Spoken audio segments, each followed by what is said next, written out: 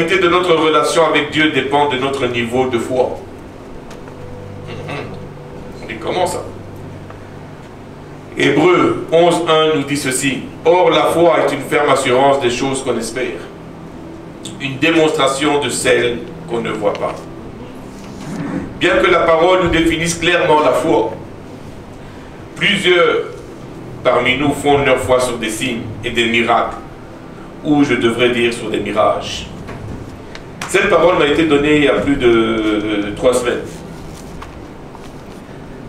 Je médite sur ça, je cherche, je retourne dans la parole, je prie, je cherche, je pense, je réfléchis, je remédite. Le titre de mon message aujourd'hui est « As-tu encore besoin de signes pour obéir à Dieu ?» Plusieurs chrétiens fondent leur foi ou leur marche chrétienne sur des signes. Pour ces chrétiens, ils sont constamment à la recherche de confirmations tangibles avant de croire en la parole de Dieu ou pour entériner des décisions qu'ils veulent prendre. Pour eux, les signes peuvent renforcer leur foi et leur donner un sentiment de communion profonde avec Dieu. Si j'ai un signe, ça veut dire que je suis en communion profonde avec Dieu. On est tous passés par là à un moment donné dans notre marche chrétienne. Il y a un certain temps, quand je marchais, je commençais ma marche avec le Seigneur, je ne pouvais pas faire un pas sans que je dise, Seigneur, montre-moi un signe. Plusieurs moments, j'ai demandé, Seigneur, un signe. Mais l'enfant grandit. L'enfant prend de l'assurance. Je n'ai pas de problème. Et il n'y a pas de problème à demander une fois en passant un signe à Dieu. Il n'y a pas de problème. Et je ne dis pas qu'il y a un problème. S'il vous plaît, ne dites pas le pasteur a dit que. De temps en temps, il faut demander un signe au Seigneur. Surtout lorsqu'on est dans une impasse. Mais à trop demander de signes à Dieu, on finit par tuer notre foi. Parce que maintenant, je vais commencer à marcher selon ce que je vois, selon mes sens, et non plus selon la foi. Dieu est là. Seigneur, montre-moi un signe que tu es là. Montre-moi un signe que tu es présent dans ma vie. Or, il dit, je ne vais jamais t'abandonner, je serai avec toi jusqu'à la fin des temps. Ça ne se suffit pas. Il faut un signe.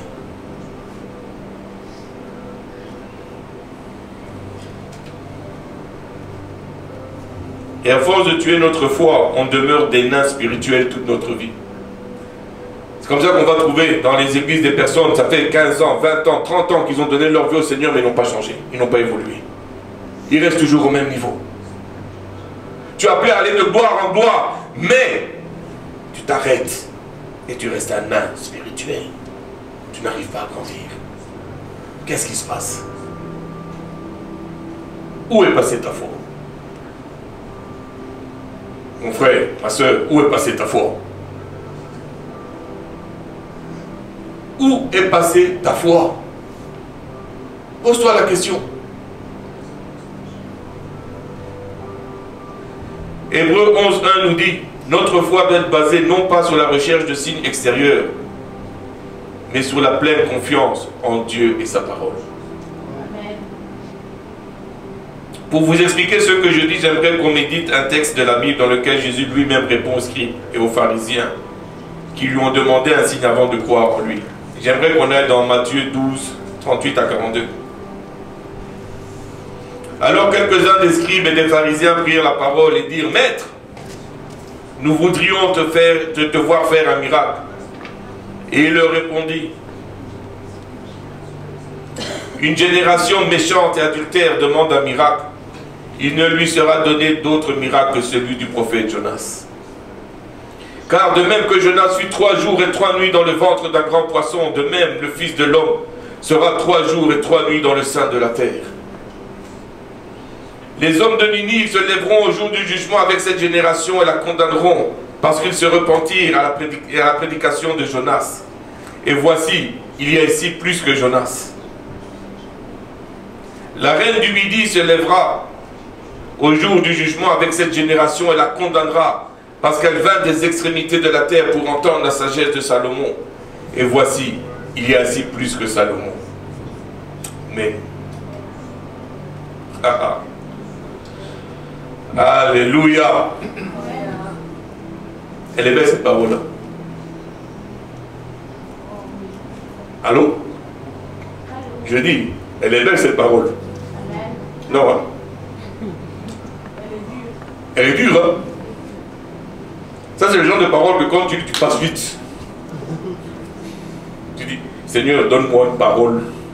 Quand ça arrive à cette... Une autre. Où on dit, ma gloire, ma grâce te suffit. Amen.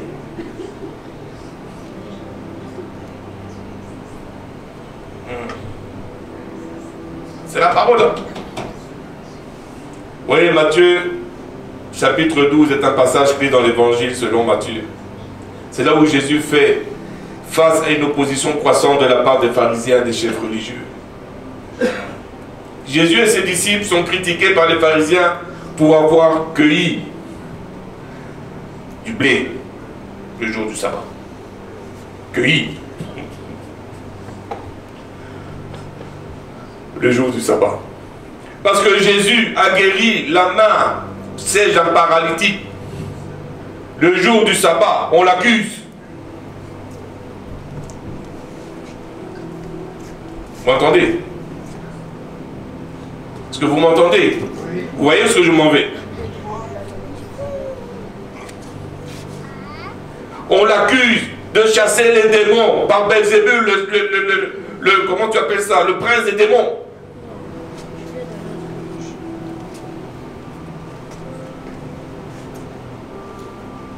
Alléluia. Mais Jésus, dans ce chapitre, nous démontre comment il défie les interprétations légales, le légalisme strict des pharisiens. Il montre comment il vient détruire, il détruit ça. Sur quoi c'est fondé? Sur votre propre compréhension. Mon père n'a jamais dit ça. Mon père n'a jamais dit ça.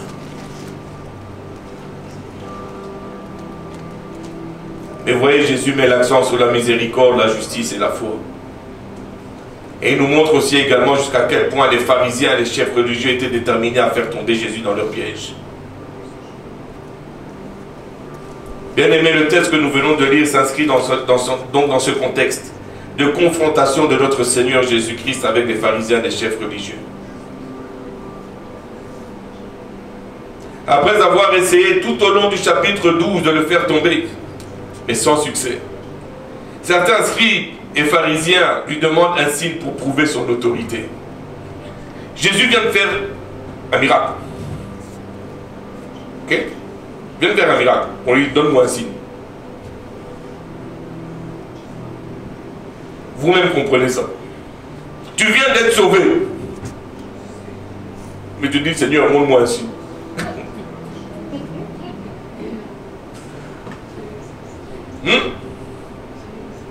Donne-moi un signe. Il vient de te faire sortir des flammes de l'enfer et tu lui dis, Seigneur, donne-moi un signe.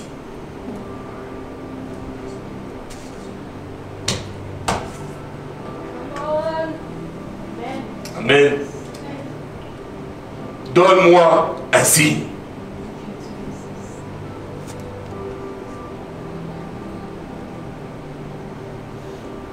Alléluia. Ils voulaient juste voir si c'était véritablement le Messie. Ils voulaient que Jésus leur donne un signe pour prouver son autorité. En d'autres termes, avec cette question qu'ils ont posée, ils viennent et ils disent, donne-nous une preuve tangible que ton autorité est divine, que tu es réellement l'envoyé de Dieu, que tu es réellement le Messie qu'on attend, que tu es réellement le Messie que les prophètes et que les patriarches ont annoncé. Prouve-nous. Prouve-nous.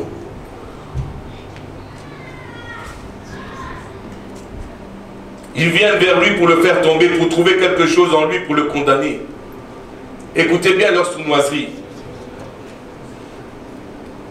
Il appelle même maître pour le complimenter sur moi. Maître. donne-nous un signe. Maître, on vient, on te complimente. Il fait de le respecter. Mais bien aimé, personne ne peut mentir à Dieu. C'est le seul qui sonde la profondeur des cœurs et des reins. Alors même quand on vient dans notre grande spiritualité, on vient, on dit, oh Seigneur, donne-moi un signe. Le Seigneur te regarde et dit,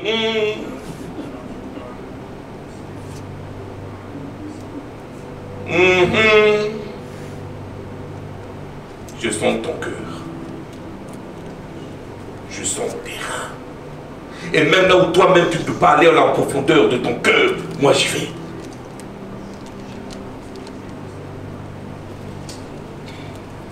Amen. Et la réponse de Jésus est belle.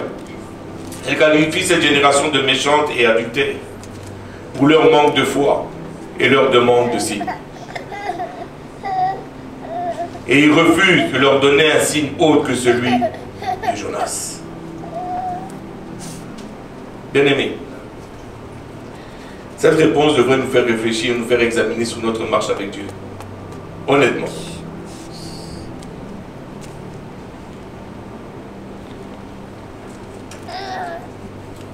Personnellement, moi, ça m'a fait examiner ma marche avec Christ. J'ai dû m'arrêter à un moment donné et rentrer dans les profondeurs et voir où ce que j'étais avec Christ.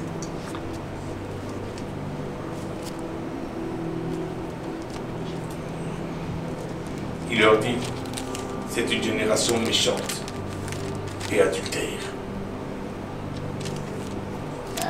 Cette parole est profonde, elle est dure de la part de notre Seigneur, et pourtant elle est tellement vraie, tellement réelle.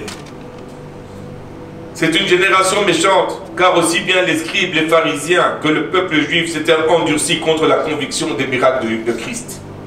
Chacun d'entre nous a reçu au moins un miracle de Christ. Est-ce que nous aussi on s'est endurcis pour demander ainsi? Est-ce que le miracle que Christ a fait a endurci notre cœur, ou nous avons choisi d'endurcir notre cœur pour venir et nous présenter devant le roi et lui dire, donne-moi un signe?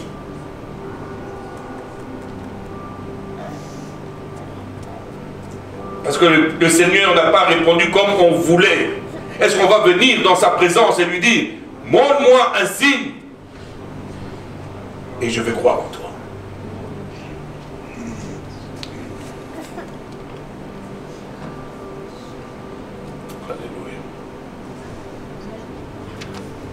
Ouais, c'était une génération qui avait méprisé les signes que le Seigneur leur avait donnés. Et ce sont des signes qui devaient leur montrer, leur faire comprendre qu'il est le Messie. Est-ce que les signes que nous lisons ici, les signes que le Seigneur nous a donnés, est-ce qu'ils nous font comprendre, ces signes-là nous font comprendre que Christ est le Messie? Ou bien nous avons endurci notre cœur pour venir et lui dire, donne-moi encore un signe. Donne-moi encore un signe, ô Dieu de l'univers. Qui n'a pas fait ça et qui ne le fait pas?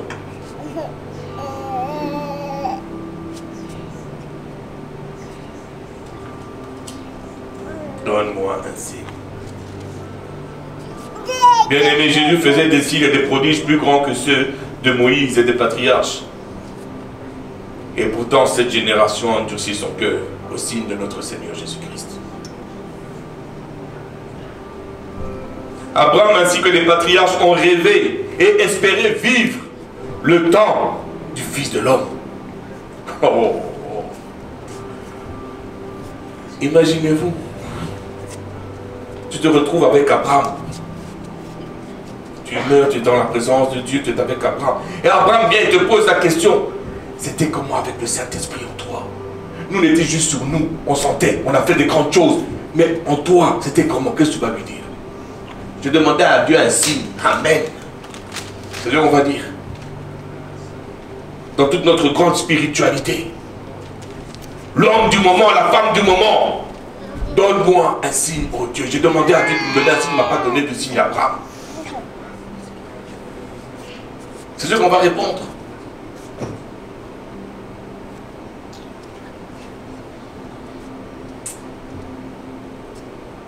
Oui, ce moment a été interdit à Abraham et aux patriarches. Ils n'ont pas pu voir le Fils de l'homme dans toute sa grandeur, dans toute sa splendeur, marcher dans sa création. Ils auraient voulu, mais ils n'ont pas pu. Et cette génération qui appelle Abraham leur père, le père de la foi, a endurci son cœur au point de repousser celui que Dieu le Père a envoyé. Ils ont repoussé l'amour du Père en la personne de Jésus-Christ. Ils l'ont repoussé. Ils ont endurci leur cœur.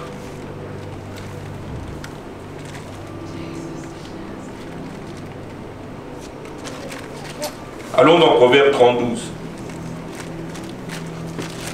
Il est une race qui se croit pure et qui n'est pas lavée de sa souillure, nous dit la parole. Cette génération se croit pure, mais elle est méchante, leur dit Jésus. Vous croyez que vous êtes pur, vous pensez que vous êtes arrivés, mais vous n'avez pas enlevé votre souillure. Vous êtes sale, vous êtes méchante. Mais ce n'est pas seulement une génération méchante, mais également adultère et misérablement dégénérée de la foi. Comme nous dit Ésaïe 57:3. Mais vous, approchez ici, fils de l'enchanteresse, race de l'adultère et de la prostituée. Ça fait mal.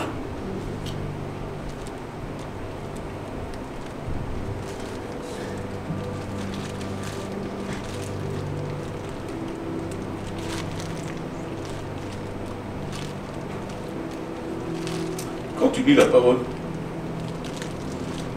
qu'est-ce qui nous est demandé? Il dit crois seulement. Crois seulement. C'est pas ce qui nous est demandé. Crois seulement, tu vas voir la gloire de Dieu. Crois seulement. Pourtant, plusieurs demandent des signes au lieu de croire. Plusieurs demandent des signes au lieu de croire. On a changé la demande de signes à croire. On a fait croire, c'est... Avant de croire, il faut que j'ai des signes. La parole te dit non, non, non, non, non. Crois. Crois.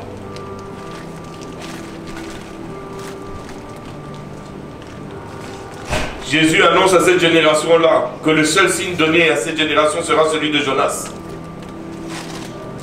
Il a passé 3 jours et 3 nuits dans le ventre d'un grand poisson.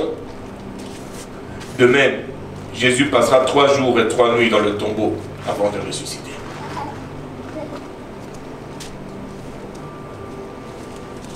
Amen.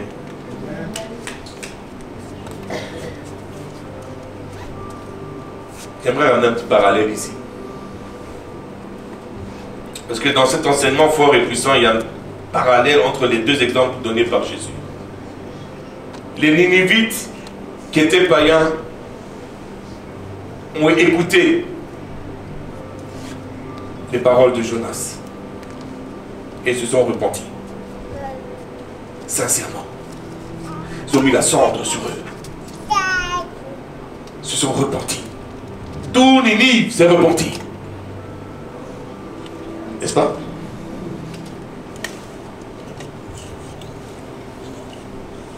Ils ont reconnu que dans les paroles de Jonas, ou que les paroles de Jonas venaient de Yahweh, il y avait une profondeur, il y avait une autorité dans ces paroles-là. Et ils se sont inclinés, ils se sont soumis. Et ils ont demandé pardon, ils se sont repentis. Et Jésus qui dit aux pharisiens et aux scribes,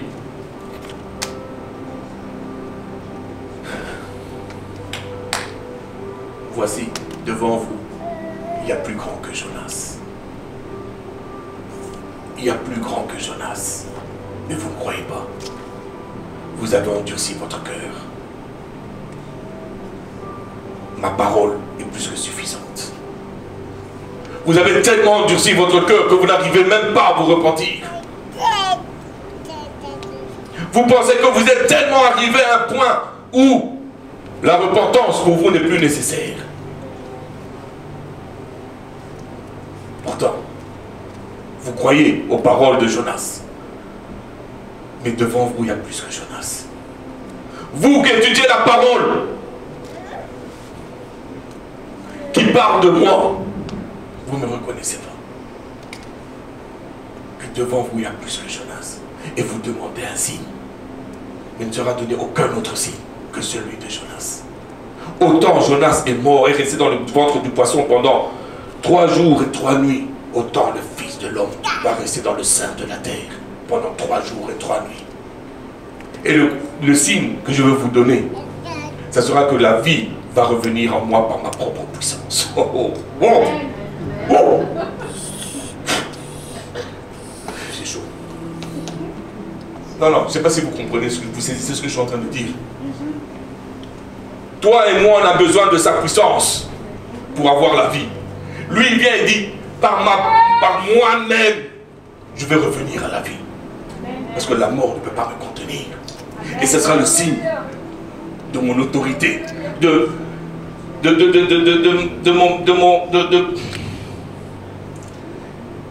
mon envoi messianique. Je veux revenir à la vie. Personne ne va venir prier pour moi. Personne ne peut me ramener à la vie à part moi-même. Parce que je suis Dieu. Amen.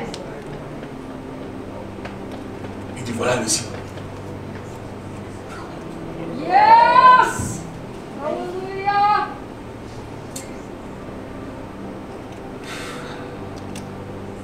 Allons dans Romains 1,4. Déclaré fils de Dieu avec puissance selon l'esprit de sainteté par sa résurrection d'entre les morts, Jésus-Christ, notre Seigneur. Par sa résurrection. Il dit voilà le signe que je laisse. Jonas, le poisson est venu le recracher. Il dit moi, je veux sortir du sein de la terre. Amen. Qui peut sortir du sein de la terre s'il n'est Dieu? Amen. Vous voyez, c'est un signe qui leur a accordé tout à fait différent de ceux qu'ils ont toujours connus. Et c'est ça qui trouble le légalisme. Quand tu es légaliste, tu ne peux pas comprendre ces histoires parce que ça te dérange. Tu es habitué à une certaine histoire. Mais Dieu vient et dit, je brise ça parce que c'est parce que mon Père a dit. Mon Père a dit que la vie est en lui. Et lui-même va venir et va donner la vie à tout le monde. Amen. Ce n'est pas par des rituels, ce n'est pas par la loi. On passe, Jésus vient et dit, on passe de la lettre, de la loi à l'esprit. Et celui qui a l'esprit a la vie.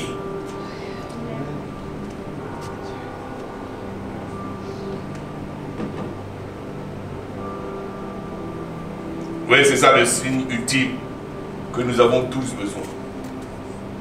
Chacun d'entre nous a besoin de ce signe ultime. La puissance de Jésus-Christ, la puissance de la croix. Mais il connaît leur cœur et il leur donne encore un autre exemple pour leur montrer à quel point ils sont méchants et adultères. Jésus mentionne également la reine du Midi ou la reine de Séba. Comme nous dit 1 Roi 10:1, la reine de Séba a pris la renommée que possédait Salomon à la gloire de l'Éternel et elle vint pour l'éprouver par ses énigmes. La reine du Midi est venue de loin, très loin, pour rendre visite à Salomon. Pourquoi? Pour pouvoir bénéficier de sa sagesse et améliorer de ce fait son savoir. Mais ce qui est-ce qu'elle est venue aussi, elle a posé des énigmes. Dans d'autres traductions, on dit des questions cruciales, importantes, pour voir s'il était rempli de sagesse.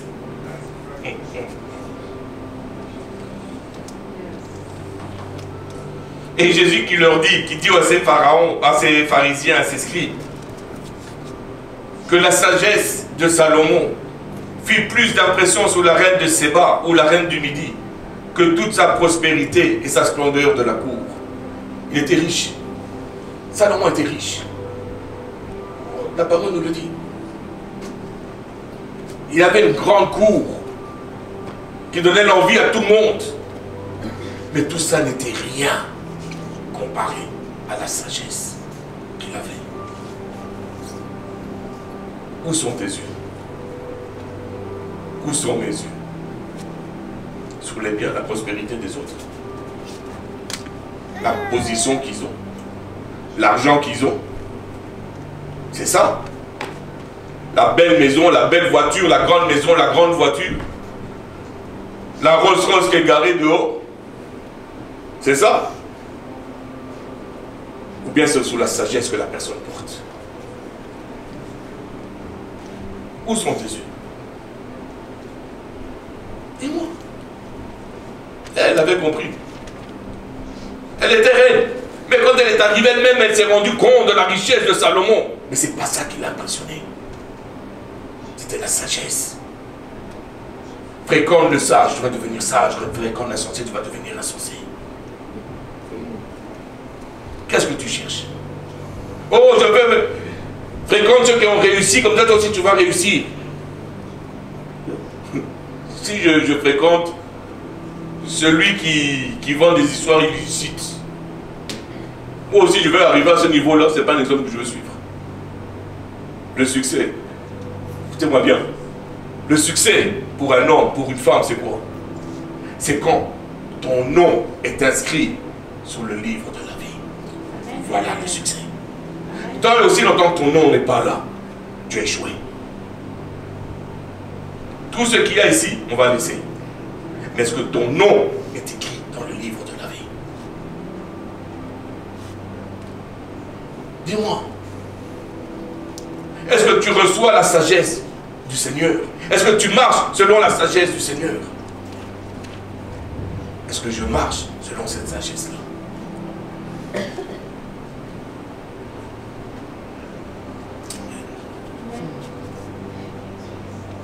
Oui, cette reine est venue, comme je disais, de loin,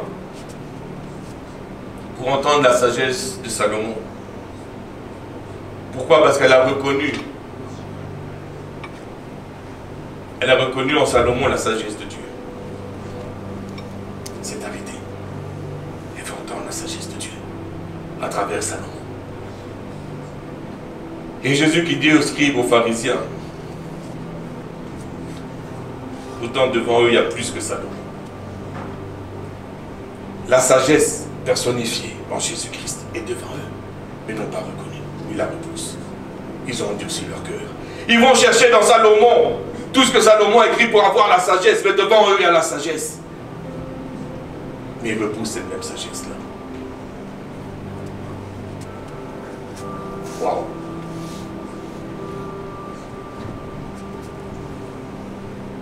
Jésus nous enseigne que la sagesse et le discernement sont bien plus que l'or du monde, mon frère et sœur. Vous me suivez? Si nous n'étions pas si adultères comme peuple, nous chercherions plus à servir et à obéir plutôt qu'à chercher des signes.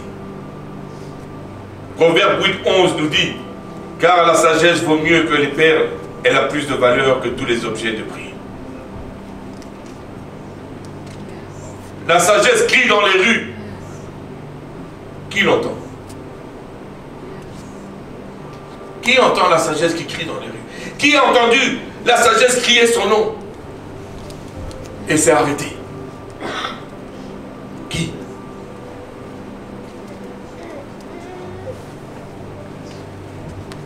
Aujourd'hui, bien-aimés, mon frère, ma soeur, où en sommes-nous? Avons-nous appris de cet enseignement ou nous restons terrés à ce que nous connaissons comme les religieux au temps de Jésus-Christ? Ce passage devrait nous amener à nous interroger sur notre propre foi. Cherchons-nous des preuves tangibles pour croire en Dieu ou faisons-nous confiance à ses promesses sans voir de miracle? Avons-nous besoin de signes pour lui obéir ou à sa parole nous allons nous soumettre?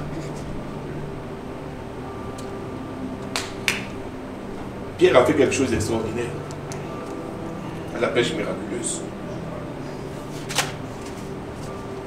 On a pêché toute la nuit, mais à ta parole, je veux jeter le filet.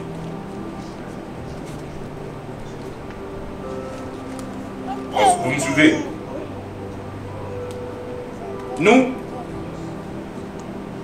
On a pêché toute la nuit. Montre-nous un signe avant qu'on aille jeter le filet parce qu'on est fatigué. Mais on croit en toi. Mais avant d'aller plus loin, ainsi. Waouh. Waouh. Quelle grande foi on a. C'est ça.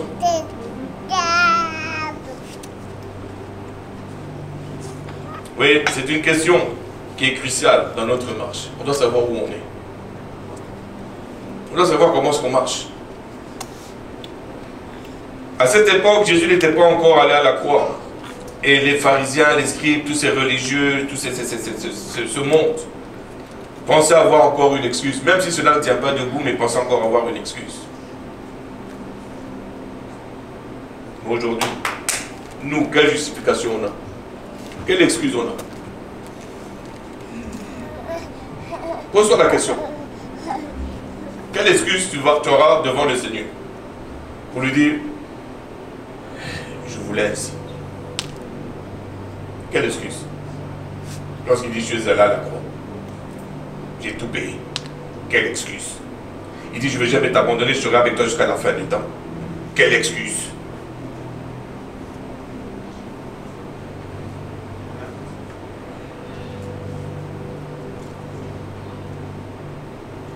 Quelle excuse nous avons pour agir comme cette génération méchante?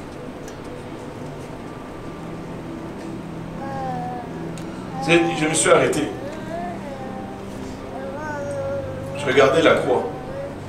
Regardez la croix. Il n'y a pas de plus grand signe pour la création que la croix de Jésus-Christ.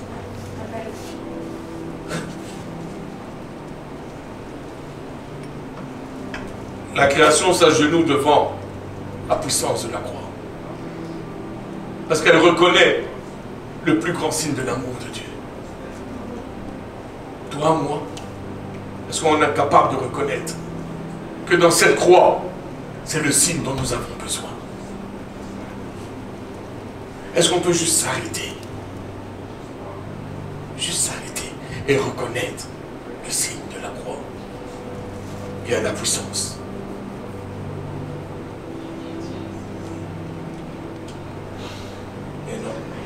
On lui demande encore, Seigneur, donne-moi un signe. On rentre dans sa présence, se met à genoux et on lui dit, Seigneur, donne-moi un signe pour te servir. Et je vais te servir.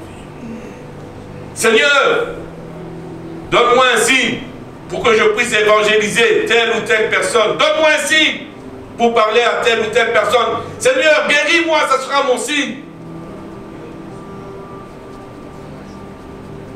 Donne-moi un signe.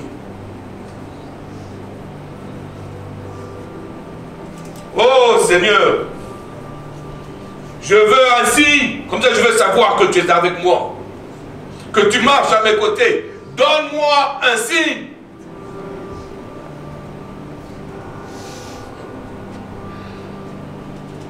Et Jésus de répondre, il vous a été donné un signe plus grand que celui de Jonas.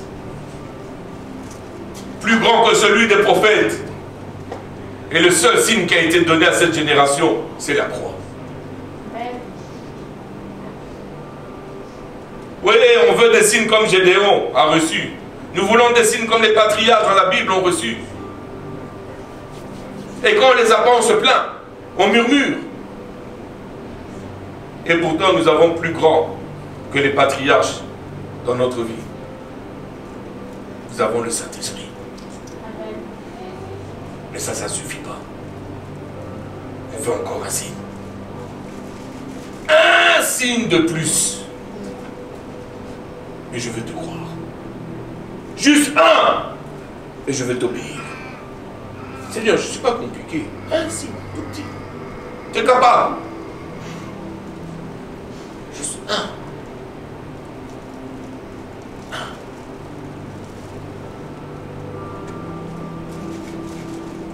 On veut un signe. Tout comme les pharisiens, les scribes voulaient juste un signe pour croire en lui. On fait exactement la même chose. Allons dans Romains 8:16. J'aimerais qu'on puisse relire. L'Esprit lui-même rend témoignage à notre esprit que nous sommes enfants de Dieu. Voilà un autre signe. Est-ce que ça ne suffit pas? Est-ce que ça ne suffit pas? Non. On va encore demander un signe. Celui que nous on veut. Celui auquel on s'attend. Seigneur, tu connais mon signe que je recherche? Non. Tu n'as pas besoin de te le dire, tu le sais, toi-même. On vient encore. Tout ce qu'on demande au nom de Jésus nous sera donné. Donc tu connais le signe, je le demande au nom de Jésus. Continuons.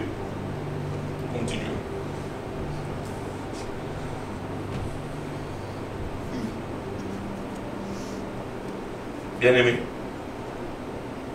allons-nous également repousser Jésus-Christ et dire à Jésus que la croix n'est pas suffisante pour que je puisse pardonner?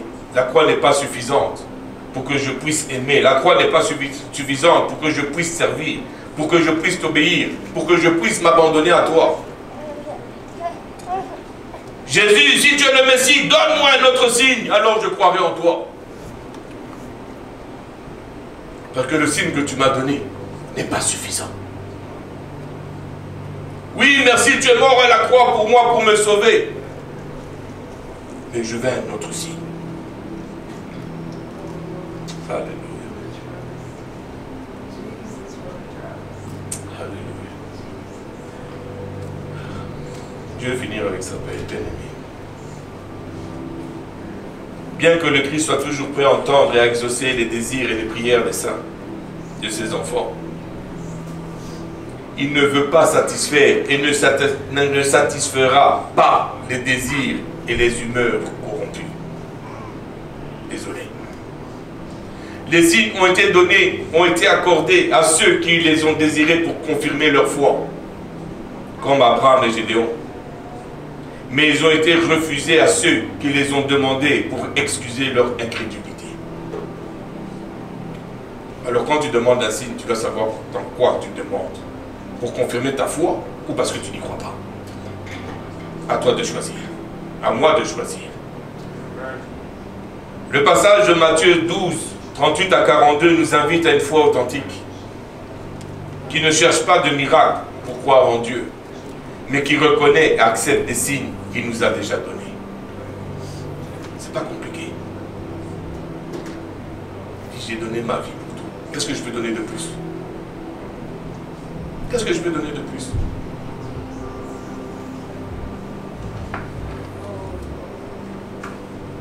Que nous soyons comme les Ninivites, repentants et prêts à changer, ou comme la reine du Midi, cherchant la sagesse, puissions-nous toujours reconnaître la grandeur de Jésus dans notre vie quotidienne. Parce que Dieu fait des miracles tous les jours dans notre vie. Tous les jours. Est-ce que ce matin, ce matin, nous pouvons reconnaître sincèrement que Christ est plus qu'assez pour nous? Est-ce qu'on peut reconnaître ça? Que finalement c'est le seul signe dont j'ai besoin. Est-ce que nous pouvons venir devant son trône de grâce et nous repentir comme les Ninivites se sont repentis? Les Ninivites ont eu Jonas, nous avons plus que Jonas. Alors repentons-nous et soyons prêts à changer de comportement pour suivre Dieu. Soyons sincères avec Dieu. Soyons vrais avec Dieu. S'il vous plaît.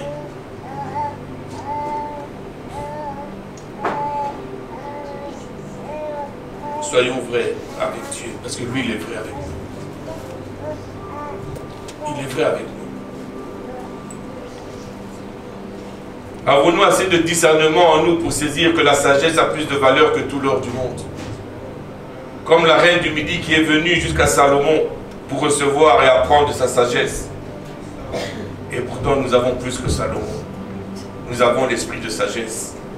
Éphésiens 1,17 nous dit: afin que le Dieu de notre Seigneur Jésus-Christ, le Père de gloire, vous donne un esprit de sagesse et de révélation dans sa connaissance. Alors je prie de tout mon cœur que nous allons être, ou que nous allons le servir librement, sans pour autant être à la recherche de signes, mais au son de sa voix, que nous puissions juste nous soumettre à sa direction et venir dans sa présence et dire, mon roi, pas ton serviteur, ta servante, écoute, je veux t'obéir, juste au son de sa voix. Pas besoin de signe, pas besoin de quoi que ce soit. Juste, pas, j'obéis, je me soumets à ta direction. Est-ce que le Seigneur va trouver un cœur dans Genèse qui est prêt à faire ça?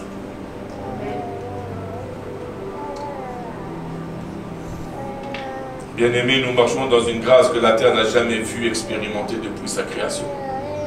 Et cette grâce est le sang de Jésus qui a coulé à la croix, le plus grand signe que la création a reçu. Et nous avons tout pour le célébrer, pour l'adorer, pour le glorifier. Psaume 156 nous dit, et je vais terminer avec ce verset, que tous ceux qui respirent louent l'Éternel. Louez l'Éternel. Amen. Parce que Dieu, peu importe où tu es, il te tient par la main. Amen. Peu importe où tu es. Crie, il va te prendre dans ses bras. Il va te tenir par la main. Et c'est lui-même qui connaît le chemin de la sortie. Lui-même connaît le chemin de la sortie. Chacun d'entre nous sommes passés par des situations complexes, différentes. Peut-être, mais complexes pareilles. Et chaque fois que nous avons crié au Seigneur, il a tendu sa main. Alors que le Seigneur vous bénisse. Amen.